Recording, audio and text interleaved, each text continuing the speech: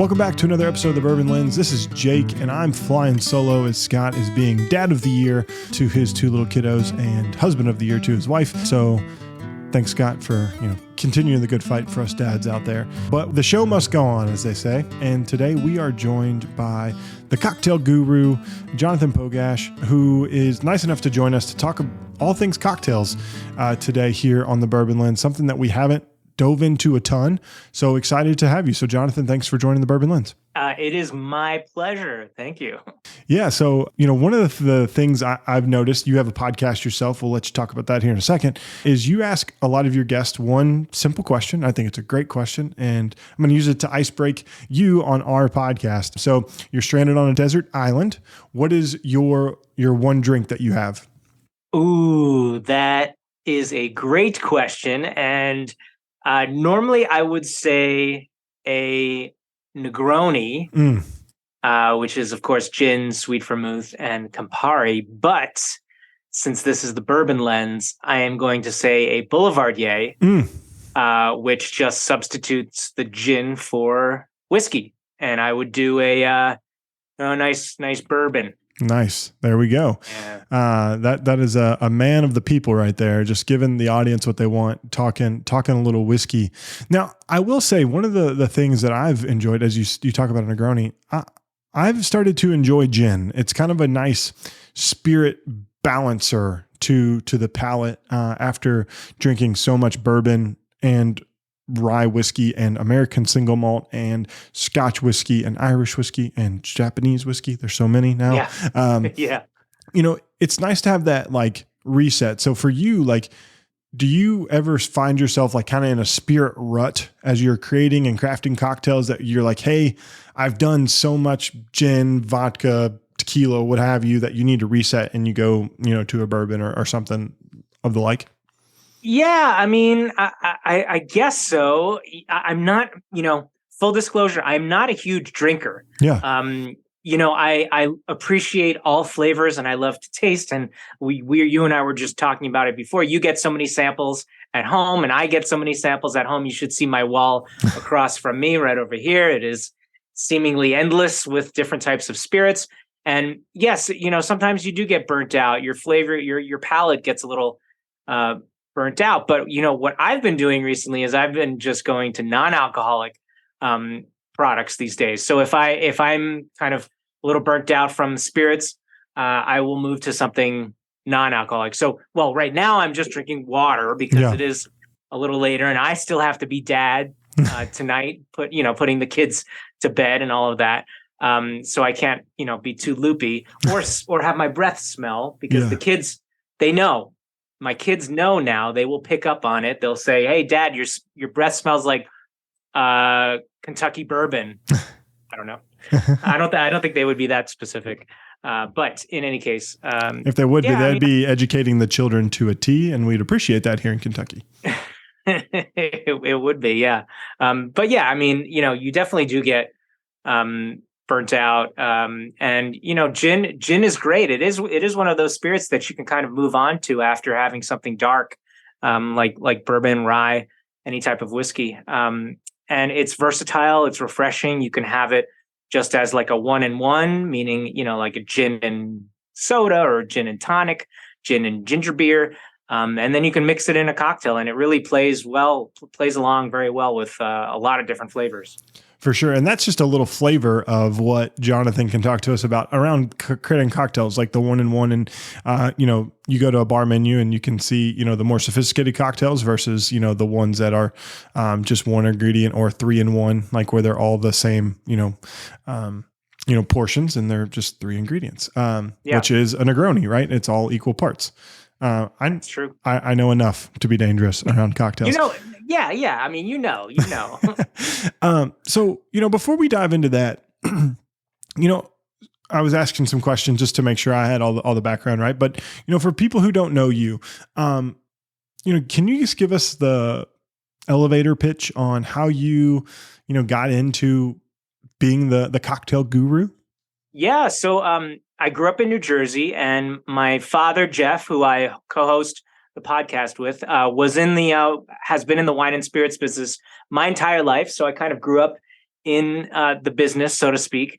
And then I always wanted to be an actor. So I went to college for theater. I graduated. I moved to New York City, attempting to be an actor. And of course, as one does, we work in restaurants and bars to actually make money. So my passion soon moved away from acting and theater and definitely got into hospitality and working in bars and restaurants. And then eventually creating a side hustle from bartending, which was working with brands and designing drink recipes and menus for bars and restaurants. And the side hustle turned into a big time, full-time hustle. And so I didn't need to bartend anymore. And then I met my wife. She was my fiance then. We moved in together. We left New York City, moved to southeastern Massachusetts, which is where I am now. And that was about 11 years ago. And when we moved, I expanded across the country. So now my team consists of some of the best bartending mixology gurus across the country that I've worked with before. And so we do special events and corporate team building, mixology classes and bar consulting for restaurants and hotels. So yeah, it really has turned into something that I never would have expected. Yeah, no, that it's kind of crazy how it all snowballs. Like, right, it all goes just downhill really quickly. One good thing turns into something else. Uphill, I think. Yeah, true. It is uphill in this business. 100%. So what was the cocktail or the aha moment that was like, you know what, I could really, really see a future in this hospitality and crafting, curation for the masses? Yeah. I mean, I started kind of working in, my first big bar job was in a fine dining restaurant. And I was very, very lucky to get that gig. That was when I first moved to New York City, but actually it kind of goes back to high school because I started working in restaurants when I was in high school. And one of my first jobs was at this place that ended up closing about 6 months after it opened. And it was just this neighborhood joint, in the next town over from me in New Jersey. And I got a job as almost like a counter barista person. I was serving people at the counter, making coffees and making desserts. And I liked it. It was an interesting way to pass the time for me. And then the place closed, and there was a manager there who kind of took me on a little bit as a mentee. Before I found out the place closed, he sat me down and he said, listen, Jonathan, this happens a lot in our industry. We are actually going to close, but I do not want this to discourage you. I see something in you. I think you could kind of do something great in hospitality. You kind of have have a thing for it, have a knack for it. And I kept that in the back of my mind the whole entire time. And then moving on, of course, New York City, working in bars and restaurants and being trained by some amazing people and getting not only the fine dining aspect of it, but also the craft cocktail aspect of it. And I worked with a great guy called Albert Trummer, who was this, he's still around in New York City, this wild European style bartender. And Julie Reiner, I worked with also at her place, Flatiron Lounge. So I got a really well-rounded education and I saw so many different paths, so many different avenues to go down, and really the opportunities that I saw ahead of me was what inspired me to go on. No, I think that's huge, and I think one of the things people don't understand, New York being the culinary mecca that it is, and hospitality mecca that it is, people don't understand it is a very intense world. Like these chefs that are creating these restaurants or these restaurant groups that are creating these concepts for people to enjoy. They're trying to get it right. We just interviewed Chef Julian Medina, and he was talking about how he gets into the weeds with his bartenders and crafting the cocktails and, making sure that everything it flows cohesively from the seasonal kitchen ingredients to the experience that people are getting from the beverage side of the house. So, working in those high-end fine dining experience, did you find it was hey, this is a great opportunity, but it is kind of not cutthroat, but it's intense to make sure that the experience from the kitchen to the front of the house to the cocktail you're drinking is all seamless? Yeah, absolutely. I mean, the bar is just one small aspect of the whole thing, the whole experience, So you obviously have the front of house, you have the back of house, you have the bar back, you have the bartenders, you have the wine, the cocktails, the staff, and it's really a machine. And I worked with so many different types of people, so many insane chefs that will just ream you out for no apparent reason. Literally like what you see on TV. It's like the same thing. And I had one other aha moment for me actually was I had I was working in a restaurant, and I'll the chef shall remain nameless, but he was a very, very well-known chef owner. And he is still a very well-known chef personality now. And he had this restaurant in New York City, and I worked behind the bar as a bartender. And he was very, how shall I say it, possessive over his kitchen. And he did not want us, mixing different ingredients and playing around and asking to use this ingredient in his repertoire, in his refrigerator, in his walk-in fridge, and experimenting. He was very like separate. The kitchen is very separate from the bar, and to me that just sounded insane because we're using the same ingredients. We need to be cohesive. We're pairing our drinks with your food. And we just kind of have to work as a happy family. So then ever since then, I started taking the philosophy that the bar is the extension of the kitchen. We are not separated. We are working together as a cohesive family. Yeah. And really that's been my philosophy from the ground up and moving forward. Yeah. No, I think that makes a lot of sense. And, I think it's important for people to know, like, I think they just think that the cocktail program just kind of happens and like, it doesn't just like magically go poof and it's there. It's something that takes a lot of time, a lot of experimentation, a lot of understanding the seasonality and the fresh ingredients that you can get, because the worst thing you can do is make a cocktail with non-fresh ingredients, because it just doesn't give you the same flavors and tastes that you really want to have in your cocktail. Yeah, absolutely. No, you're absolutely right.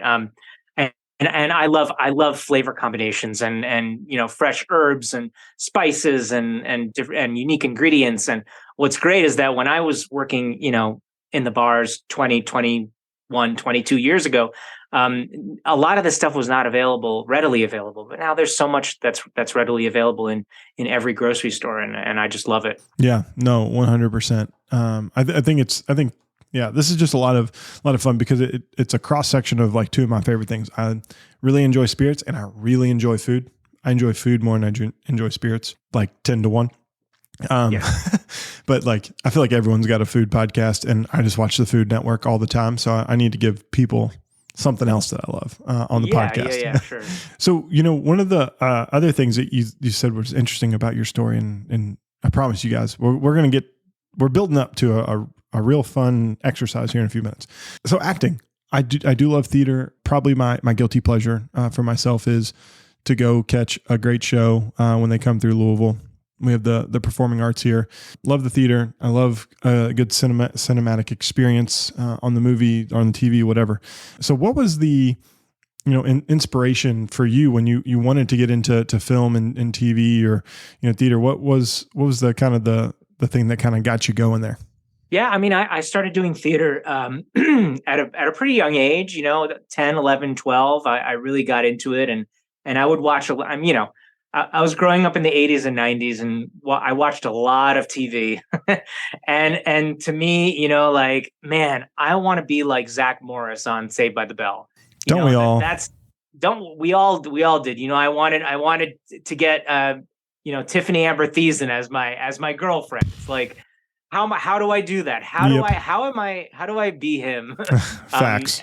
So I remember, creating my own stories and writing my own scripts as a kid. And then it was just like, I did high school theater, and then college came around and I thought, okay, well, I'd like to go to a really good school, a small school, but with a great theater program. And then, most of my best friends to this day are still from that theater program in college in upstate New York. And then I was like, well, I want to go to New York. I want to do movies. I want to do theater. And so I did, and I got some stuff, and I was fortunate enough to be in a couple of cool commercials and theatrical productions and sketch comedy groups. That was a big thing for me, and improv. Oh, That was cool. a lot of fun. And I brought all of that to my restaurant jobs too. And then, when the acting thing kind of took a back seat, I started doing TV segments, making cocktails on morning television, like nice. the Today Show and all that.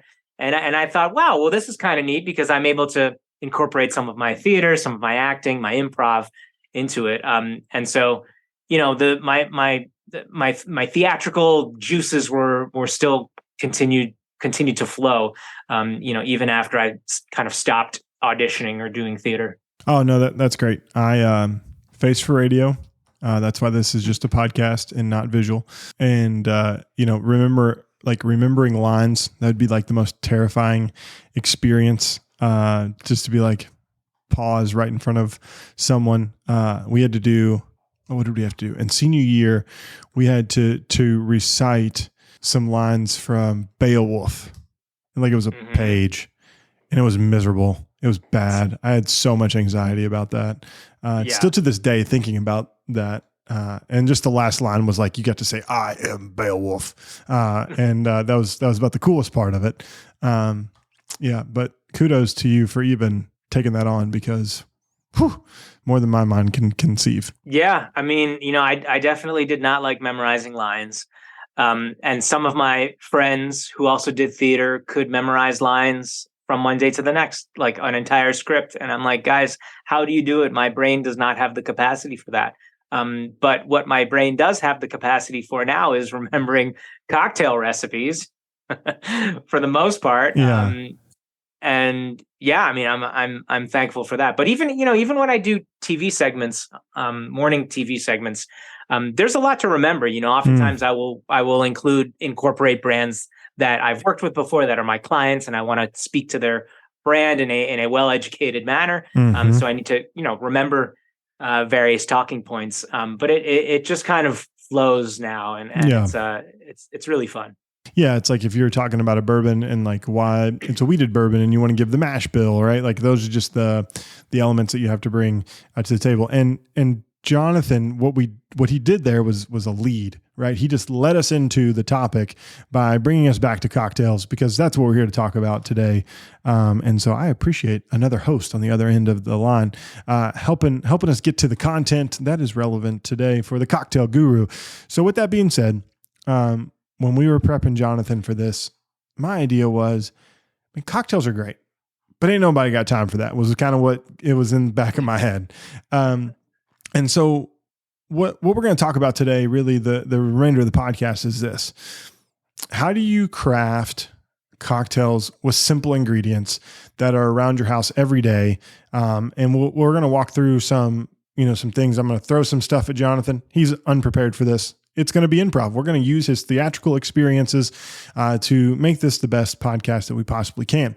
So, Jonathan, are you good with the parameters? Yeah, let's do it. Okay. So my first question to you around the parameters of this: what are the few basic, outside of a spirit, that everyone should arm themselves with from a utensil perspective that they need to have to craft the perfect cocktail? So you need a cocktail shaker, and preferably what's called a Boston shaker, which is a 2-piece shaker. So do I have? I'm looking around my space right now. It's over there, but usually you have a pint glass or a mixing glass and a large stainless steel tin. That's the traditional Boston shaker, but you can also do what's called tin on tin, which is a small tin and a big tin together to shake your cocktail. I would try and stay away and avoid the 3-piece shakers, which are called cobbler shakers. Those have like the built-in strainer at the top with a little cap. I'm not too fond of them. That cap gets stuck and sometimes you lose it and it just dribbles out. So that's if you're doing a shaken cocktail. You'll also need a strainer. So a Hawthorne strainer is the one with the little springs on top. You'll need a bar spoon. You'll need a nice, good quality mixing glass. So, they make some really beautiful mixing glasses, like for an old fashioned or a Manhattan. And these mixing glasses usually have some nice etchings on it. Sometimes they're crystal. It's a Japanese style mixing glass. And those are great to have. And then a measuring tool. So I like to use a jigger, which is two-sided. You've probably seen them before. Yep, and you're showing it right there. And there's usually a large side and a small side. Our drinks are measured in ounces, and that's how you properly measure your drink. And you really do need to measure your drink because you want that drink to be consistent across the board whenever you make it. And you do not want to over pour and you don't want to under pour. So really the only way to make it consistent is by using a jigger. So one of the questions I have about a jigger, and there's two types I've seen. There's the long sided and the short sided one. And then there's the more fat one with like the fatter lip. Do you prefer one jigger or the other? I like the, right. I know what you're talking about. I like I think it's a Japanese style jigger. So it's exactly like the one that you showed before, as opposed to, I think a bell jigger maybe is what you were talking about. That's a little fatter, but yeah, and some of these bar tools, they're a little bit more expensive than your basic bar tools, but it's worth it because you won't have to replace them. Yeah. And they'll last a little bit longer. No, I think that's great because, if you plan to fail, or if you fail to plan, you plan to fail, right?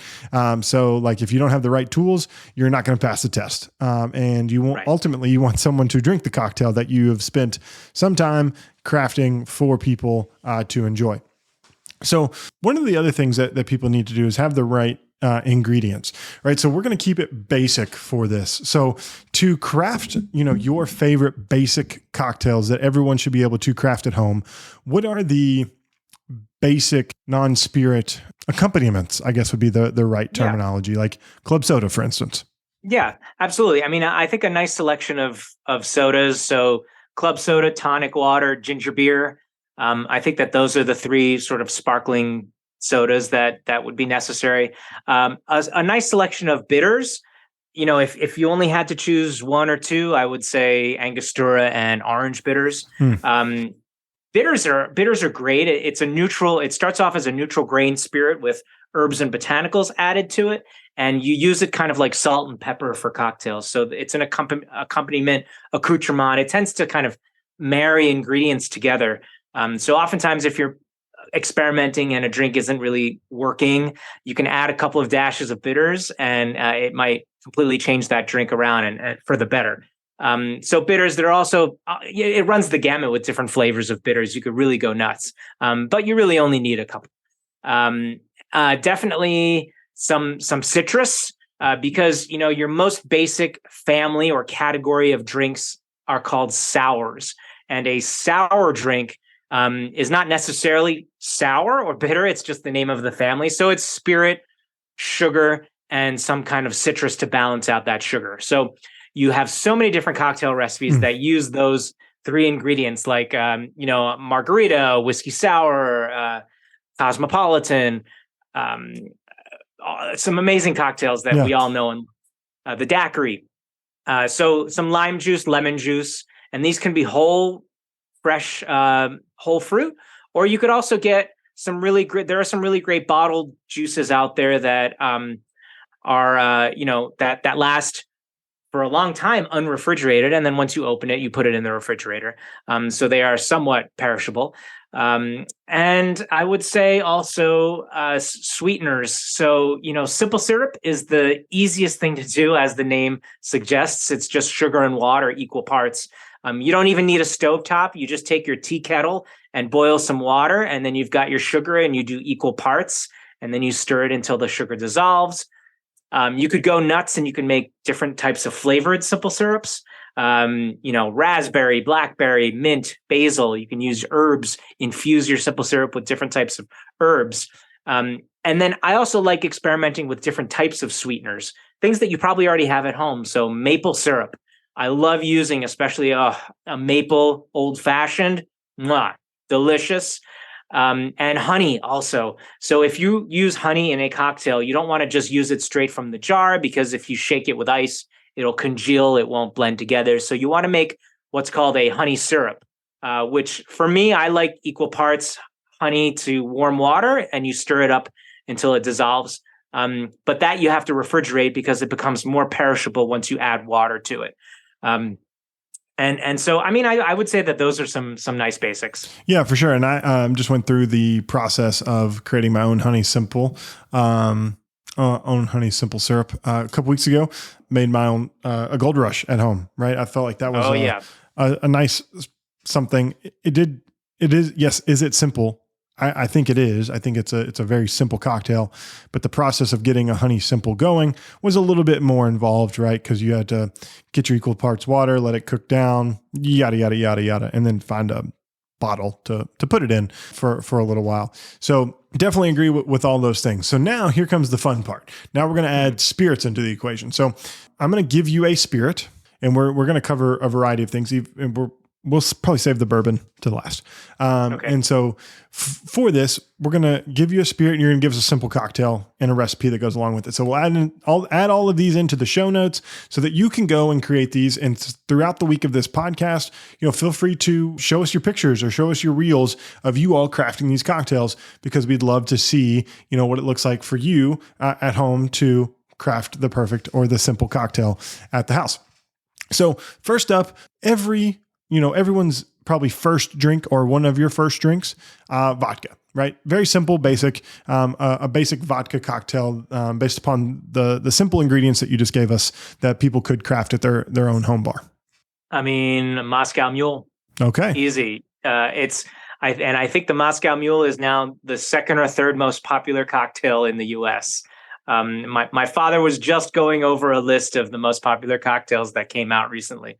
And it's, number 2 or 3, and it's vodka, ginger beer. You could sometimes do a squeeze of lime. You could do a mint sprig as a nice garnish, because your herbs are probably coming up now. At least up here they are. And, I've got a ton of mint already going.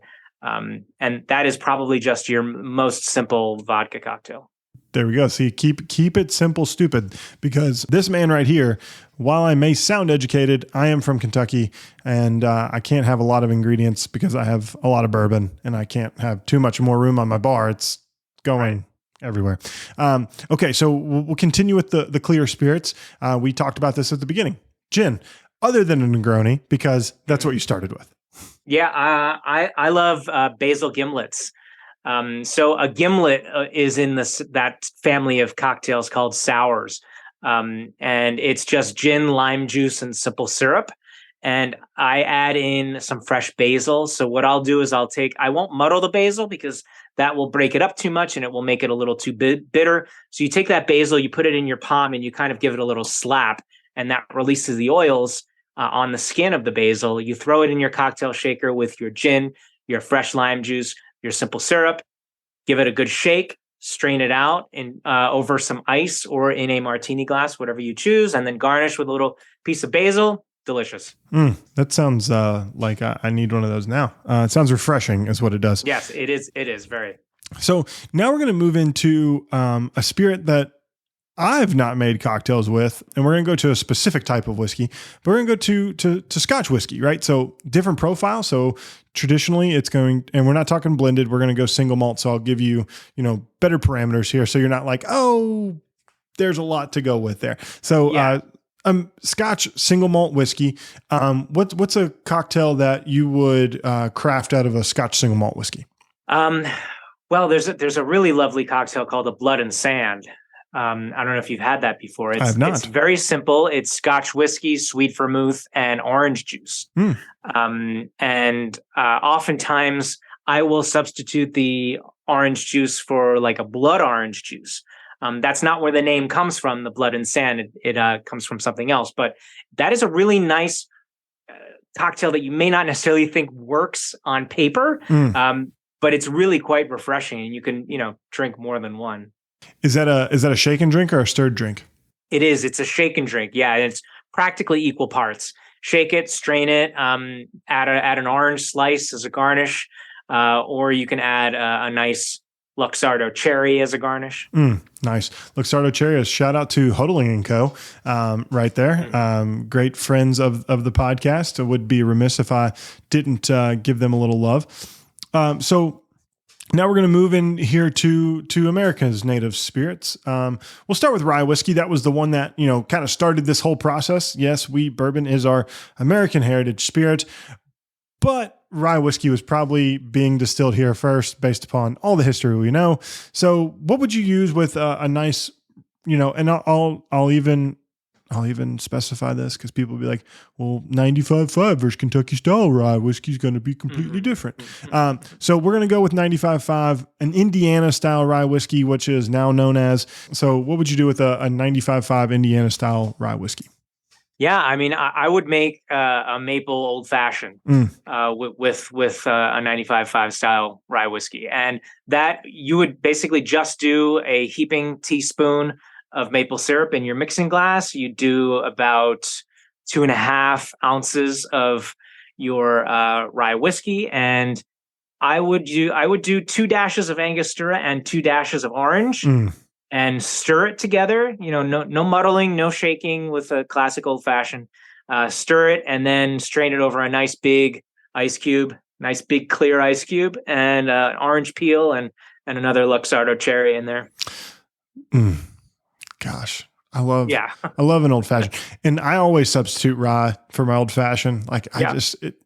I don't know, just makes me happier. The spice with the citrus, and it just works a lot better for me. Side note, before we get into America's spirit, Kentucky's spirit, which is bourbon, what's your opinion on smoked old fashions? Like them, don't like them? Yeah, I like them. I think that there's a time and a place for them. If it makes sense, then do it. I mean, the majority of it is for the show. I would say, I mean, there is some flavor that is imparted on it, but not enough to make it just for the flavor. So it needs to be a combination of flavor and show. And I actually am working with a client out in California, a restaurant group, and we just put on a smoked old fashioned on their menu a couple of weeks ago for their summer cocktail list. And it's going really well. And, we're doing it because we got that beautiful big glass smoking box, the one that Charles Joly, I think, has his name behind. And it has, a little door that you open and then you smoke it inside. And then and it's like a whole thing. It's a shtick.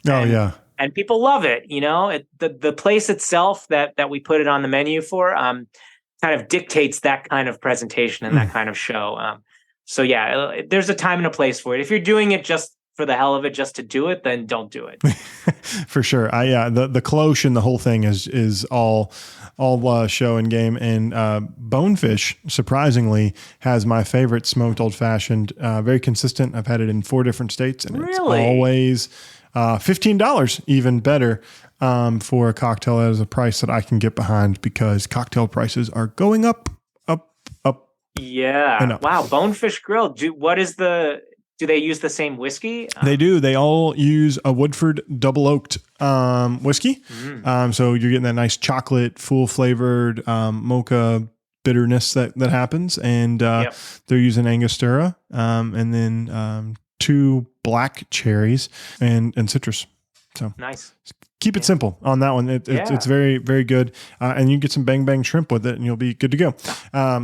Bad pairing. It's terrible pairing. Don't listen to that. No, I don't think that's a terrible pairing, actually. I think old fashions work really well with Asian food, spicy food, sweet food. I think it's a very versatile cocktail. It is. And we'll get to something on the back end of this, but we got to get to the native spirit here. So I'm going to just a traditional Kentucky style bourbon. So something in the 70% corn, 18%, rye, 5 to 7% malted barley. So, your Heaven Hills, your Jim Beams of the world, non-weeded, because we're going to avoid some sweetness.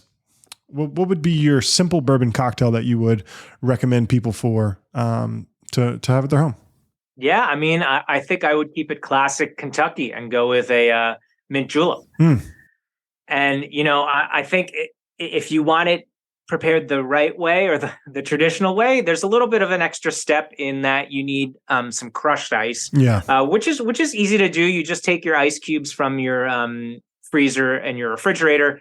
You can add them to a dish towel, close it up, and then just smack the heck out of it, or take a muddler and just whack it. Or you could get a special a bag. They call it a Lewis bag, and it's just a special bag for crushing ice. But if you don't have crushed ice, that's okay. You can use regular ice. But there's also a bit of a technique. You have your stainless steel or copper tin, and you add your simple syrup. I add about 3/4 of an ounce of simple syrup. I will take a crap ton of mint and just rub the mint around the inside of the glass, and then also use a bar spoon, and just kind of smash that mint a little bit in the simple syrup. And I will spend a good 30 to 40 seconds kind of getting the mint all around with the simple syrup all around the inside of the tin.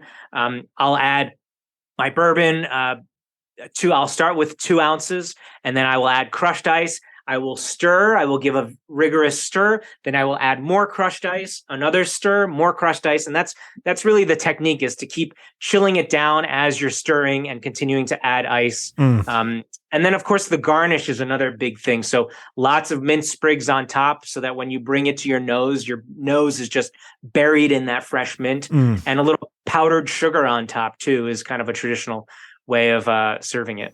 Oh, well, that is fancy. And there was huge news. Speaking of the Oaks and Derby and the traditional cocktails that happen there, Finlandia was just sold to Coca-Cola. So we may be getting a new vodka for the Lily. That is a Brown and Forman inspired product that they've had at the racetrack for quite a few years. Or we may get a new cocktail. So we shall see what happens in 2024.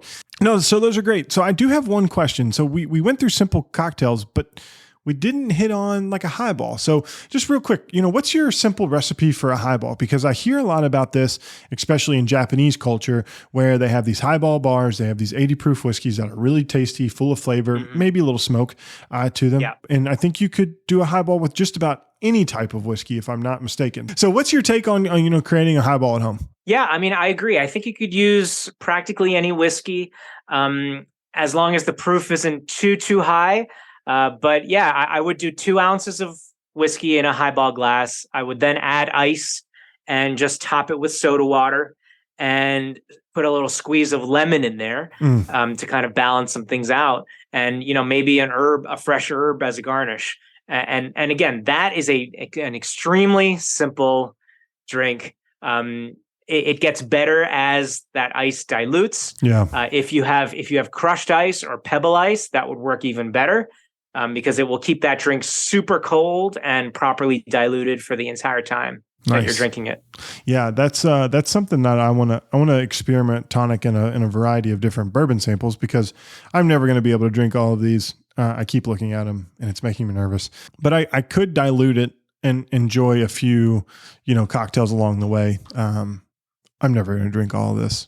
Like, I've just come to the point, and you probably have as well, with as much alcohol. One, if my house burns up, it's going to burn in a blue flame, because yes. And the second thing is, my liver would shut down if I ever tried to consume as much as these brands are nice enough to send us. Yep. Liver failure, diabetes, all of it. Yeah. But I feel more comfortable because I have a very good friend who works events with me. And he's also a firefighter. Nice. And he has no problem with everything that is happening in my basement with all of my booze. So, if he had concerns, then I would have concerns, but I don't have any concerns. Okay, well, good. So that makes me feel a little bit better, and know that tomorrow will be okay. It'll all be okay. One of the things that's very interesting, about cocktails as we kind of bring this plane home is it can be as fancy as you need it to be, or it can be as simple as we need it to be, as we talked about today.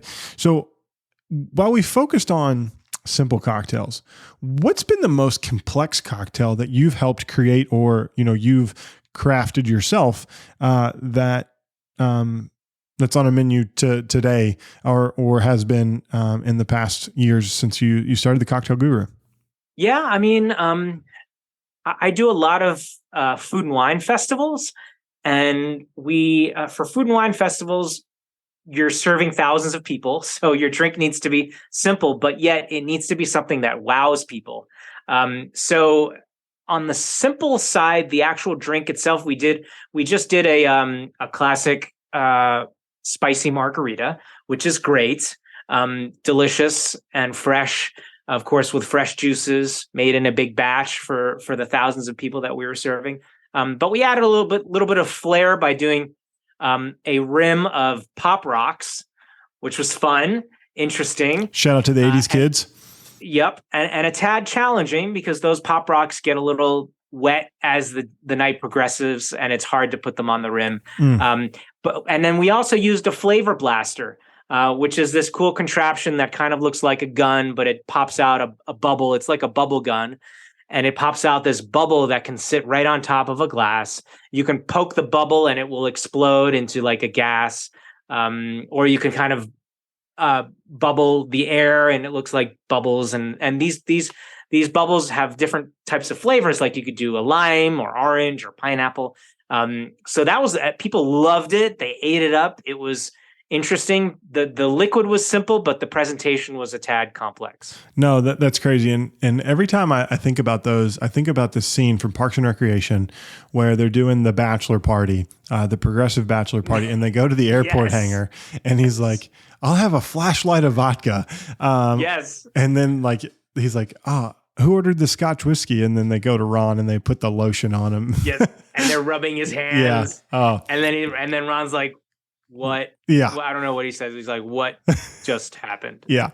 That might be one of my favorite episodes of Parks and Rec. I think it feels good, but it's also, there's some funny moments that happen in that episode. I show it to people that I train I do. I show it. And then, there's also a scene from Portlandia. You remember that show? For sure. Where, they go into a bar and they say, this is a mixology bar. And the mixologist knows me. And he's like making drinks and he's like throwing an entire egg with the shell inside the drink and he's putting in a blender. And it's just a really funny scene. Oh man, I'm gonna have to go catch that because I've not seen Portlandia in a very long time. So see, look, everything comes full circle, guys, here on this podcast. Jonathan, as we land the plane today, first and foremost, I just want to say thank you for spending some time with us. Again, every cocktail that we talked about, we will get the recipe from Jonathan after the fact, and we'll get the exact notes in the show notes for everyone to go and create those cocktails. But could you just tell people where they could find out more about yourself, your business, and your podcast?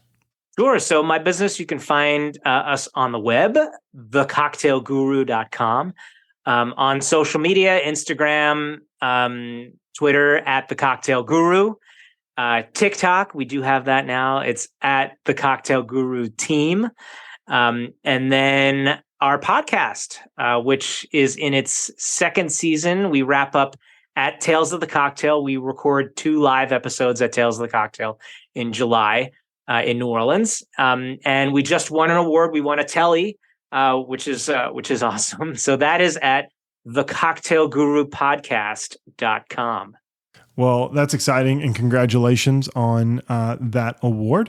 And, I feel like you can, at any point in time, if you have questions about cocktails, I'm not going to say that he's going to do this, reach out. The team will definitely help you. Just getting to know Jonathan over the last hour here as we've done this podcast, I can tell his team and himself are willing to help you craft your perfect cocktail, whether at home or if you have an event that you're looking to create an experience with. I know they would like the opportunity to support you.